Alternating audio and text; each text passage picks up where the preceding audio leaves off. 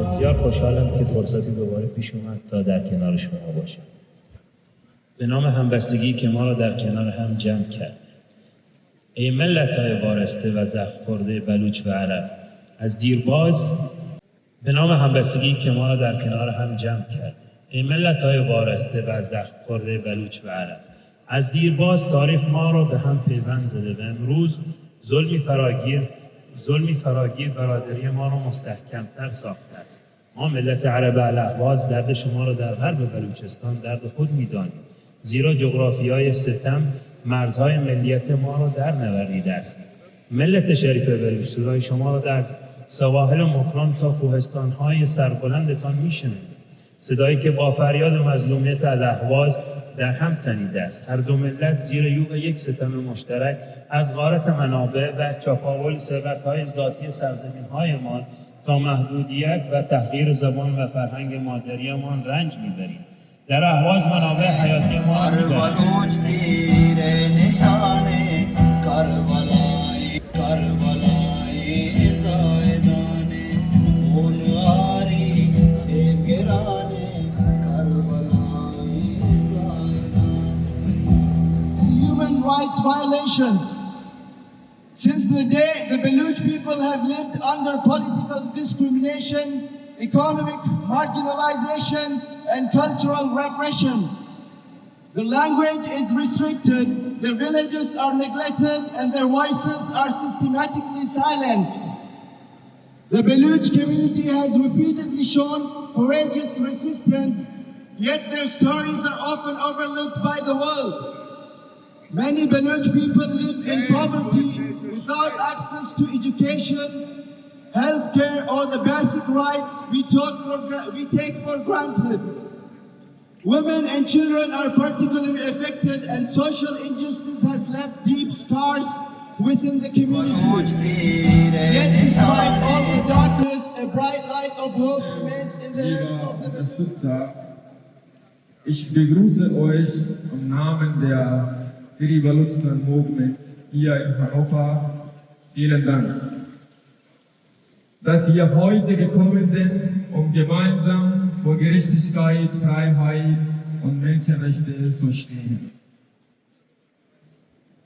Heute, am 11. November, erinnern wir an ein wichtiges und schmerzhaftes Ereignis in der Geschichte unseres Volkes, an die Besetzung von Balochistan durch Iran am Jahr 1928. Seit diesem Tag kämpfen die Baluchen gegen Unterdrückung, gegen Ausbeutung. Today we have gathered here to protest against illegal occupation of our land. In 11th August 1928, Iran had occupied our land with the help of British Empire. Since the occupation, our people living under the misery, under exploitation. Since you know, you might have a little knowledge about the occupation. Iran's occupation on Balochistan is the worst kind of racist occupation in history. Our people living in great uncertainty. Take an example, they brought many settlers from other parts of Iran to rule local people because they don't allow to give a little power to the local people. They brought settlers there to rule the people. Whole administration in Irani occupied Balochistan consists of foreigners. And since that did not work, now they are bringing their people, like they are restoring our houses. They are trying to tell people to migrate from their own homeland to other parts of the world. Even they have deported many Baloch, local Baloch to Afghanistan. امرزمان عزیز، امروز اینجا جمع شدیم تا یاد روز تلخ 11 نوامبر 1928 را زنده داریم. روزی که بخش غربی بلوچستان توسط حکومت ایران اشغال شد و از آن زمان تا امروز هویت ملی ما هدف نابودی قرار گرفت و منابع سرزمین ما غارت شده‌اند. پس از یک قرن اشغال مردم ما همچنان از ابتدایی ترین حقوق انسانی محروم هستند. نبود آب آشامیدنی، لوله کشی، کمبود امکانات بهداشتی و آموزشی، بیکاری و فقر تعمیری بخشی از دردهای روزمره ماست. منابع طبیعی بلوچستان از طلا و نفت گرفته تا معادن به غارت رفت و مردم محلی سهمی از ثروت خود ندارند.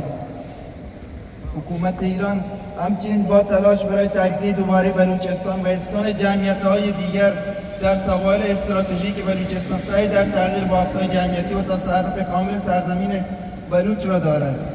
مردم بلوچ بارا در برابر این ظلم و بی‌عدالتی مقاومت کردند. Yurdum yuvam, məskenimsən, anam doğma vətənimsən, ayrılar mı könül candan, Azərbaycan, Azərbaycan. Əzənliklər Azərbaycan xalqına və bütün azadlıq sevən insanlara.